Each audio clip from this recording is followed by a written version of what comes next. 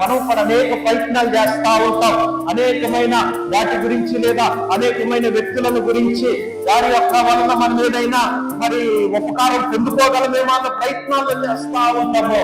అయితే దేవుడు అంటున్న మాట, మన పరిస్థితిని మార్చాలంటే మాత్రము నీవు దేవుడి మీద నమ్మకం ఉంచాలి, దేవుడి మీద నిరీక్షణ కలిగి ఉండాలి.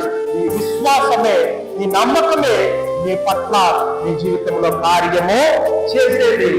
మనం ఆరాధిస్తున్న దేవుడు సజీవుడైన దేవుడు కనుక నీ ప్రార్థన వింటాడు, నీ మొర వింటాడు. నీవు పలికే ప్రతి మాట ఆయన ఆలకించి కార్యాన్ని జరిగించే దేవుడు. అయితే ఈ విషయం గుర్తుపెట్టుకోవాల్సిన విషయం ఏమిటంటే, మనం ప్రార్థించిన వెంటనే మరి అన్ని సంవత్సరాలు అన్ని ప్రయత్నాలు చేస్తున్నా ఈ పరిస్థితుల్లో కూడా ఇంకా జవాబు రాలేదు అంటే మనం ఇంకా పొందుకోము అన్నది కాదు, దేవుడికి అద్భుతం చెయ్యడు అన్నది కాదు. అయితే మనం గమనించాల్సిన సత్యము ఏమిటి అంటే, మన ప్రార్థనలకు ఇంకా దేవుడు పెట్టిన సమయం ఇంకా రాలేదు మన జీవితం.